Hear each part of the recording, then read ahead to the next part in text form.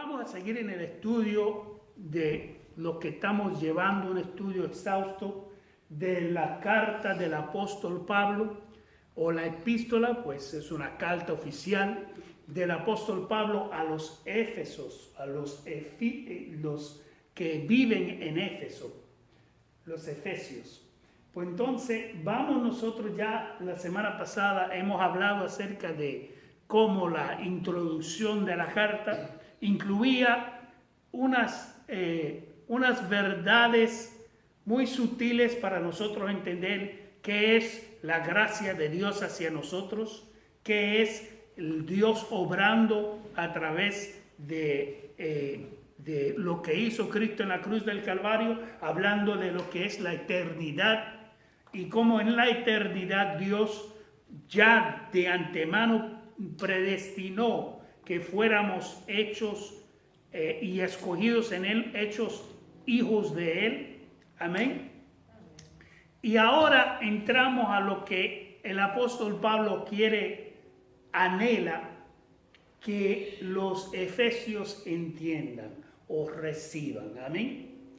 Pues entonces, fíjese que dice, comenzando con el versículo 18, dice: mi oración es que los ojos de su corazón les sean iluminados, para que sepan cuál es la esperanza de su llamamiento, cuáles son las riquezas de la gloria de su herencia en los santos, y cuál es la extraordinaria grandeza de su poder para con nosotros los que creemos, conforme a la eficacia, repite conmigo, la energía de la fuerza de su poder. Porque fíjese que es la oración del apóstol Pablo.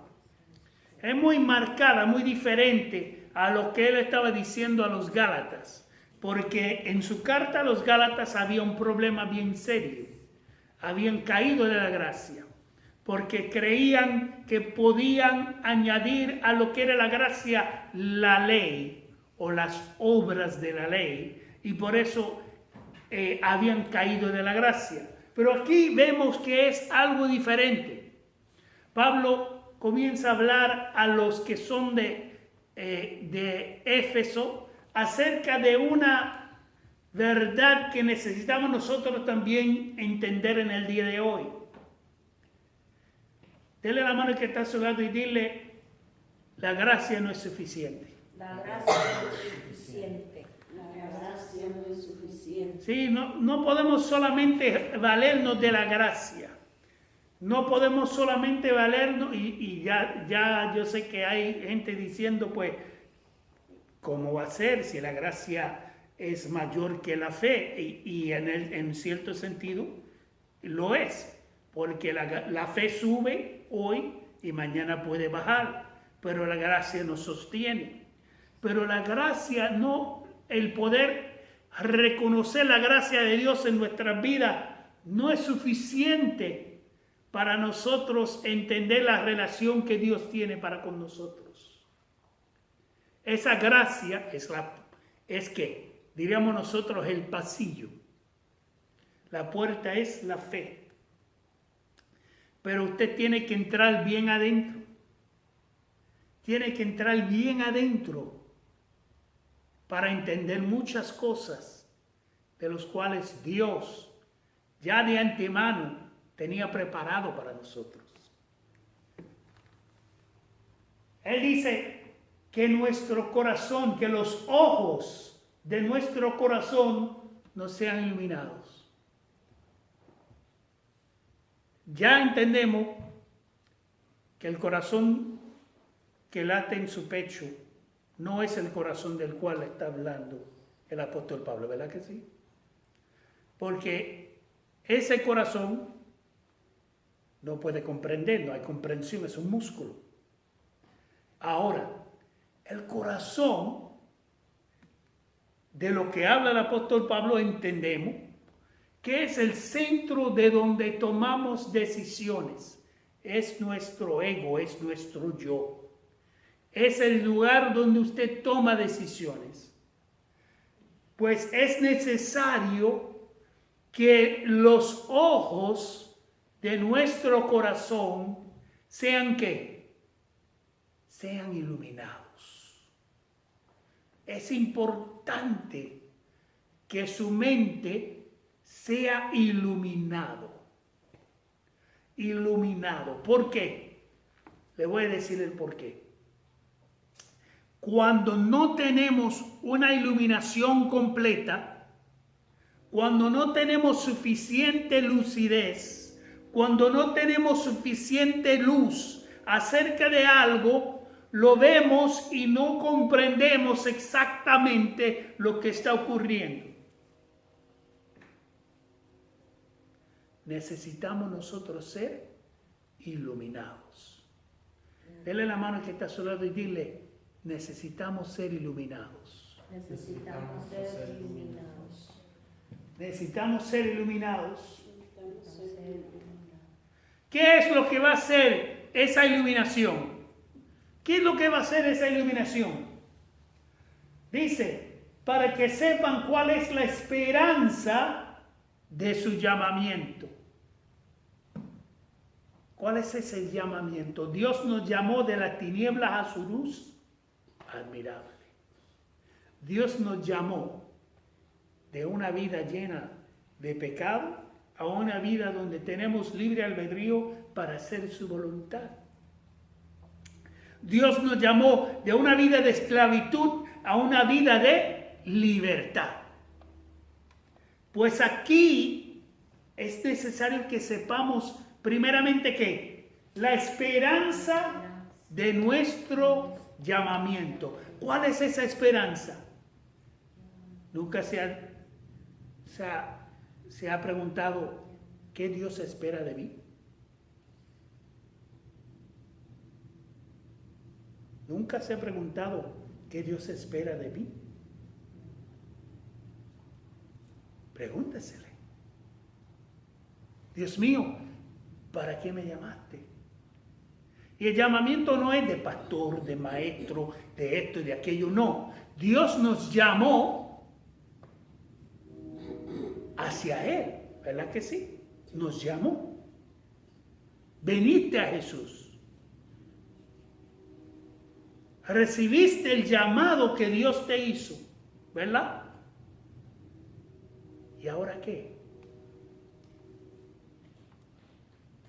Y esto, a diferencia de yo poder explicárselo, esto es algo que usted tiene que experimentar con Dios directamente.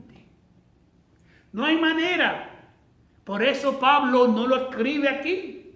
Él no dice a ellos cuál es la esperanza de su llamamiento. Él ora de que Dios les ilumine para que entiendan cuál es esa esperanza de su llamamiento.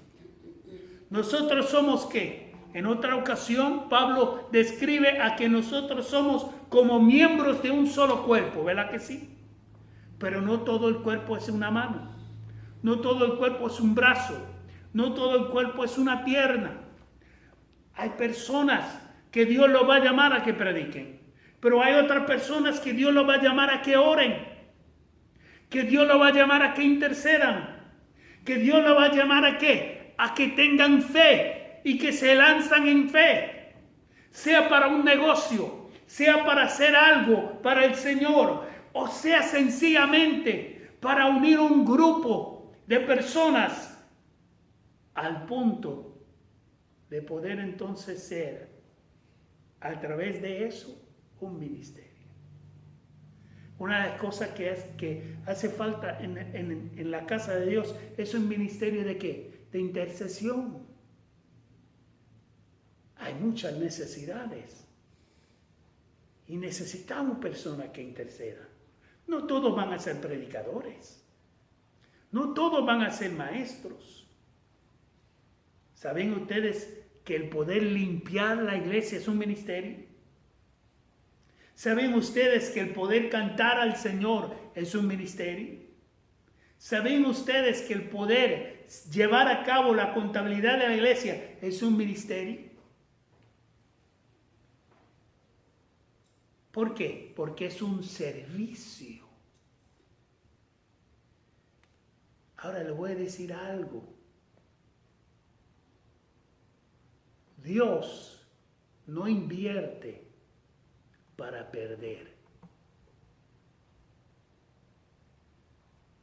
Dios invierte para ganar. ¿Cómo yo sé eso? Dice la palabra del Señor que mismo Jesús, hablando de sí mismo, dijo que si una semilla no muere, permanece solo. Pero si muere, lleva mucho fruto. ¿Qué está hablando él? Está hablando de sí mismo. Él dice, si una semilla no muere, ¿quién está hablando? La simiente de Abraham. Y muere. Pero entonces, ¿qué sucede? Que viene Dios y trae fruto. Ahora Jesús se queda con los discípulos después de haber resucitado y después sube al cielo.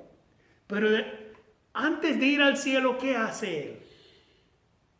Les da una orden a los discípulos y les dice, quédense aquí en Jerusalén hasta que sean investidos del poder de lo alto. ¿Por qué? Porque Dios que iba a manifestar lo que había invertido. En otra ocasión Jesús le dijo a sus discípulos, las obras que yo hago, mayores que esas, harán ustedes. ¿Verdad que sí? De tal manera que aunque Jesús resucitó a una persona muerta de 4 días, lo resucitó. Después entonces vemos en un Pedro que tomaban pañuelos, los ungían y los llevaban y los ponían sobre los enfermos y quedaban sanos.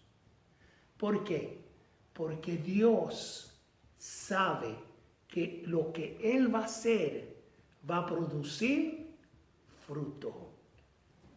Dile a la mano que está a su lado y dile, Dios me llamó a producir fruto. Dios me llamó a producir fruto. Sí. Dios te llamó a ti, Dios me llamó a mí a ser fructífero. Fructífero. Dios te ha dado a hacer ¿qué? Dios te ha dado a qué? Te ha dado a ti la potestad de ¿qué? De germinar esa palabra. Esa palabra germina en ti. Esa palabra germina en mí. ¿Y qué hace la semilla? Óigame, nunca han visto, y yo lo he visto muchísimas veces, un niño toma de esas cosas que le crecen a uno, esa hierba mala, y lo sopla y sale volando. Todas esas cosas, ¿verdad? Que sí sale volando, todas esas semillas, son semillas. No se ha dado de cuenta, él lo sopla, pero va soplando ¿qué? Va llevando la semilla. ¿Sabe qué? Nosotros no debemos de callarnos. Hay una semilla dentro de nosotros que tú puedes impartir a otras personas. Sea en una llamada telefónica, sea que veas a alguien que hace tiempo no has visto. Tenlo por seguro que no es por casualidad que lo va a encontrar. No es por casualidad que lo encontró. No es por casualidad que está ahí. No es por casualidad, sino que Dios lo puso ahí para que tú esparces la semilla. Para esparcir la semilla.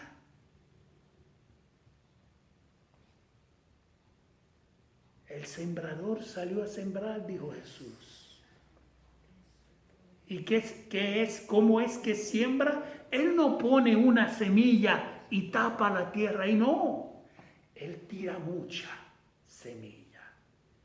Por eso dice esa parábola que alguno de las semillas cayó en el camino, ¿verdad que sí? No fue intención de él que cayera en el camino, pero como lo estaba esparciendo, eso es importante entender. Yo soy ¿qué? Yo soy uno que esparce la semilla. Dios me ha dado una tarea de esparcir esa semilla. Tengo que hacerlo. Aunque a veces no creo que va a crecer, no va a haber resultado, tengo que tirar esa semilla. Lo tengo que hacer. En el día de ayer recibí una llamada de parte de mi primo. Yo esparcí la semilla hace mucho tiempo en él. Y hoy, es más, le voy a decir algo. La fe tan grande que tiene ese hombre me maravilló.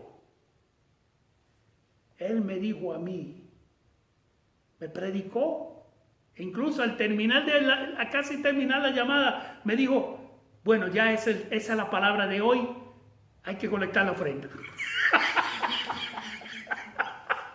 ¿Sabe qué? Que uno escuche eso de alguien, que uno llevó la palabra, le llevó la palabra, dejó una semilla y ahora ve que esa persona está esparciendo la semilla. Así es.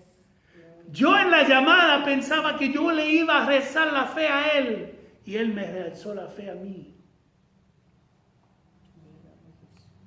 Usted no sabe cuán poderosa esa semilla que tiene dentro de usted. Por eso Jesús dijo, oren. Escucha eso. Oren para que el Señor envíe obreros a su mies. Porque la mies es ¿qué? Mucha. La mies es mucha y los obreros pocos.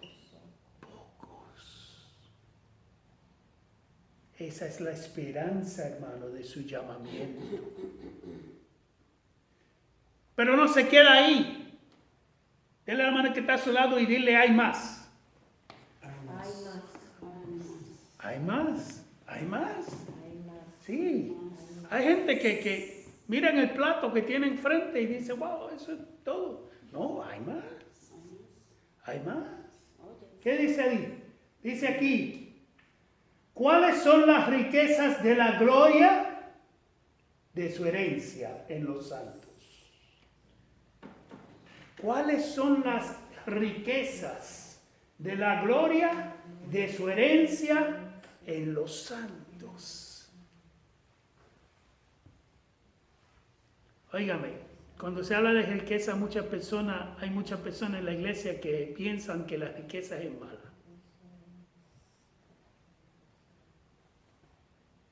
La riqueza no es mala. ¿Cuáles son las riquezas de la gloria de su herencia en los santos? Hay gente que creen que porque Jesús dijo, bienaventurados los pobres, piensan que ahora todos tenemos que ser pobres. ¿Sabe por qué? ¿Sabe? En Lucas habla más exacto en cuanto a lo que dijo Jesús. Él dijo, bienaventurados los pobres en espíritu. ¿Por qué? Porque el que es pobre lucha a tener más. No se conforma. Y hay una conformidad dentro de las iglesias. Una conformidad dentro de muchos hermanos en Cristo que no es lo que Dios desea para ellos. La conformidad no es lo que Dios desea. Hay muchas personas que dicen, ay, yo voy a la iglesia, yo diezmo, yo doy mi ofrenda. Dele la mano que está a su lado y dile, hay más que eso. Hay más que eso. Hay más que eso. ¿Cuáles son las riquezas de la gloria de su herencia? ¿Cuál es mi herencia? ¿Sabe cuál es mi herencia? Óigame, mi herencia es grande.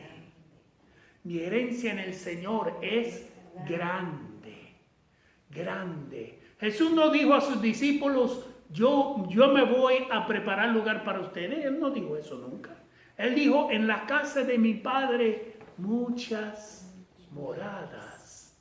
Ay, si no fuera así, les hubiese dicho, voy a preparar lugar para ustedes.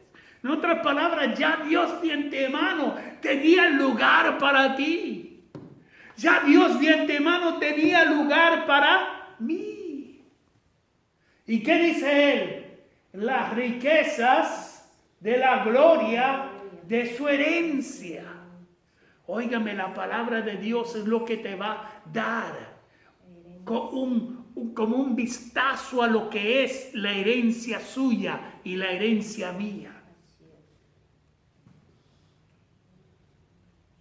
Dijo el salmista, las cuerdas me cayeron en lugares deleitosos. Y es hermosa la heredad que me ha tocado. Es hermosa la heredad que me ha tocado. Quizás aquí usted no tiene un terreno bien grande, pero allá, qué lindo. Quizás usted aquí no tiene una casa, una mansión bien grande de casa, pero allá, ¿sabe qué? Allá sí hay. Pero es más.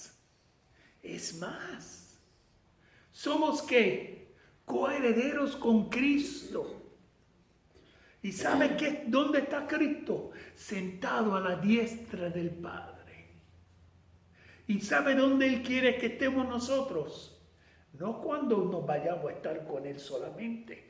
Es ahora. Es ahora. Dile al hermano que está a su lado y dile ahora. Ahora. Sí, porque la gente piensa que la herencia solamente se recibe y se reparte cuando una persona muere y solamente esperan una herencia de parte de Dios cuando nos morimos. Pues ¿sabe qué? Tú estás muerto, yo estoy muerto y la vida que tenemos está escondida en Cristo, en Dios.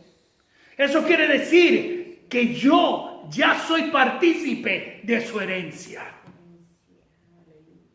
Ya yo soy partícipe de su herencia. En el Cristo glorificado no había enfermedad. Pues ¿sabe qué? Es mi herencia. Tampoco en el mío. Nuestro Señor Jesucristo no tenía ninguna necesidad. Cuando necesitaba pagar los impuestos, pescaba un pez, le abría la boca y le sacaba una moneda. Y ahí le pagaba. Mi Dios, pues, os suplirá todas vuestras necesidades, conforme a sus riquezas en Cristo, en gloria. Mi herencia. Dele la mano al que está a su lado y dile, mi herencia. Mi herencia. Mi herencia. Es mi herencia. ¿Sabe qué? Su herencia es su herencia. Nadie te lo puede quitar. Eso es suyo, eso es lo que le toca, eso es lo que es suyo, es suya la herencia, es suya la herencia. Y nuestro Dios no tarda en sus promesas como algunos tienen por costumbre. Sus promesas son muchas y son nuestra herencia. Y el tercero dice, ¿y cuál es la extraordinaria grandeza de su poder para con nosotros los que creemos, conforme a la eficacia de la fuerza de su poder? Usted puede ser un Dios pequeño o usted puede ser un Dios grande. Por eso es necesario que usted y yo seamos iluminados. Porque muchas veces la gente piensa que el Dios de ellos es muy pequeño. creen que porque la adversidad viene a su vida, estoy como Dios quiere. Ajá, está como Dios quiere. Dios quiere que esté así. Fíjase, yo no estoy como Dios quiere. Según se va desgastando mi hombre, el hombre exterior, el hombre interior se va renovando. Se va renovando. Se va renovando. Óigame, Dios es poderoso. Y el poder que resucitó a Cristo de entre los muertos mora en ti. Mora en mí. ¿Quieres saber el por qué Cristo tuvo que decir, Lázaro, ven fuera? Porque si solamente decía, ven fuera, todos los muertos salían. Así es el poder. Tuvo que especificar. ¿Por qué? Porque ese poder que moraba dentro de él, mora dentro de ti. Mora dentro de mí. Pero eso te lo puedo repetir hasta que me vuelvo azul en el rostro. Pero es con la oración que eso le ilumina los ojos de su corazón. Es hablando con Dios que tú vas a poder entender que los planes de Dios para ti no son de mal, sino de bien. Los planes, los propósitos de Dios. Es más, le voy a decir algo, le digo un secreto. Aquellas cosas que vienen contra su vida para destruirlo, Dios lo permite para su gloria. ¿Sabe por qué? Porque a los que aman a Dios, todas las cosas le ayudan a bien. A los que son llamados conforme, a los que son llamados conforme a su propósito. Y el propósito de Dios para ti, el propósito de Dios para mí, me dice la palabra, que es para bien y no para mal. No es para mal. No es para mal.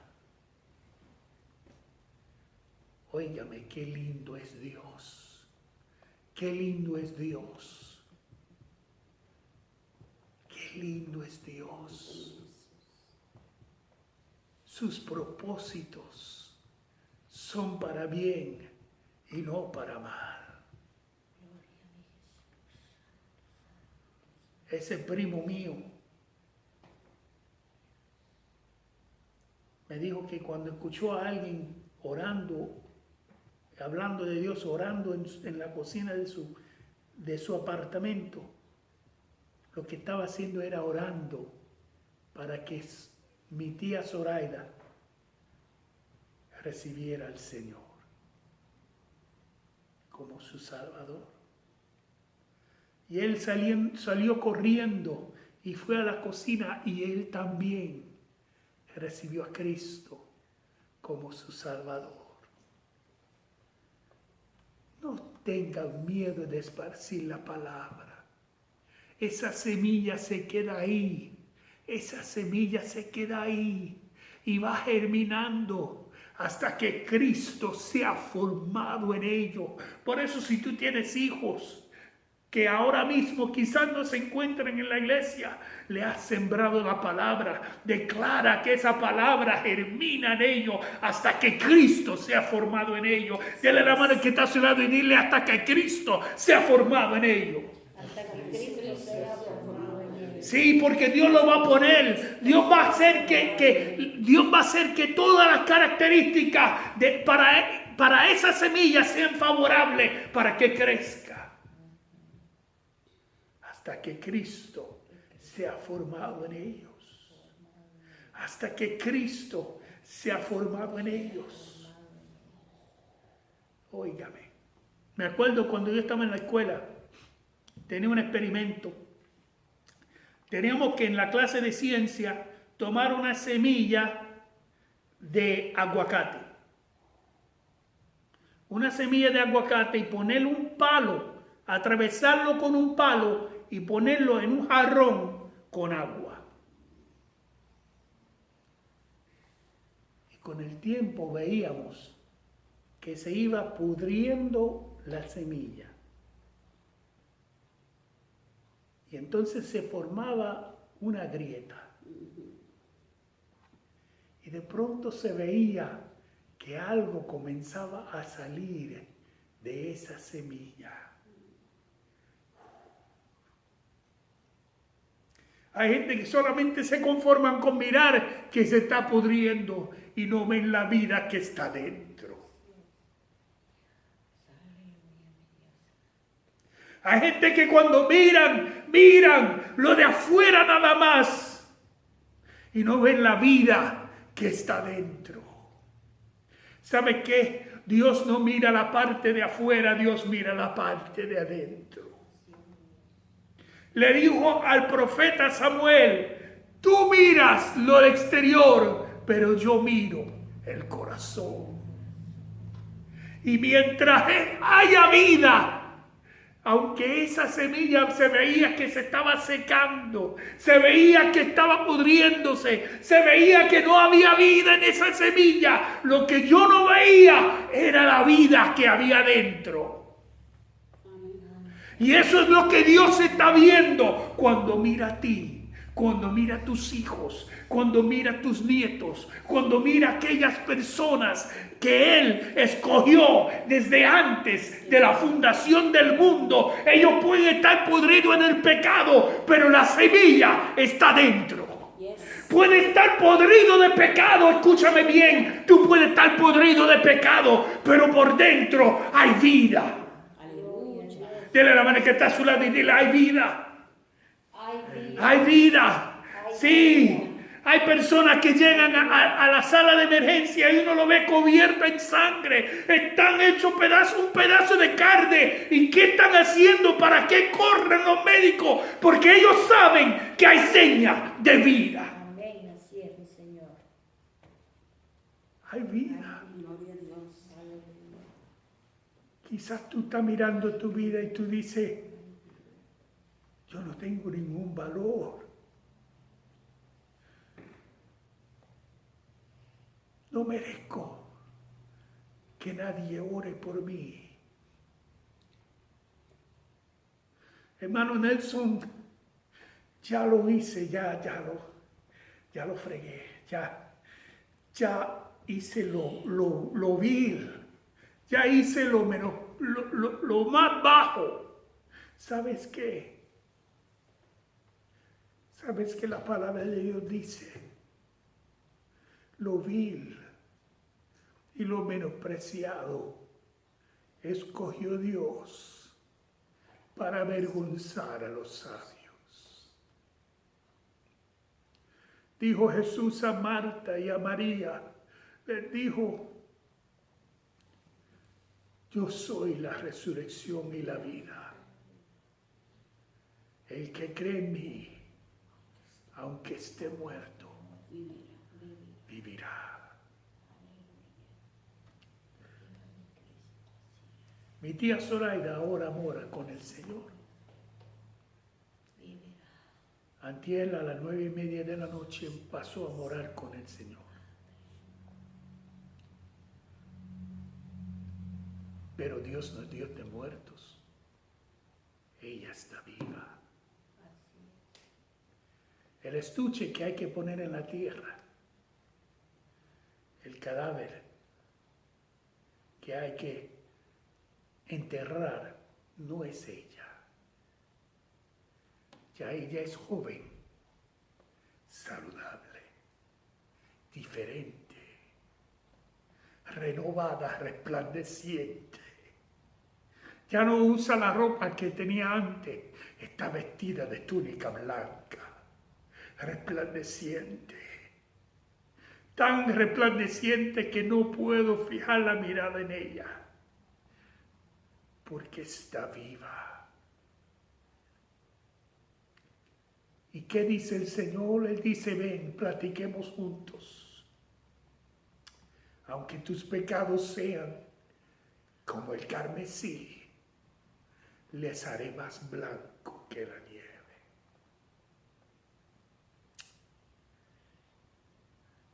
Yo quería seguir, pero no voy a poder. En esta hora, si tú entiendes la herencia suya, si tú entiendes cuáles son las riquezas, si tú entiendes cuál es la eficacia de su poder, si tú entiendes que aunque otros te hayan dado de codo, el que viene a mí, dijo Jesús, yo no lo echo fuera. Si tú entiendes en esta hora, quiero que repite esta oración conmigo, de todo corazón. Mi Señor, en esta hora reconozco que no he vivido conforme a tu palabra. Reconozco que he vivido en pecado, que he sido un hijo desobediente. Pero reconozco también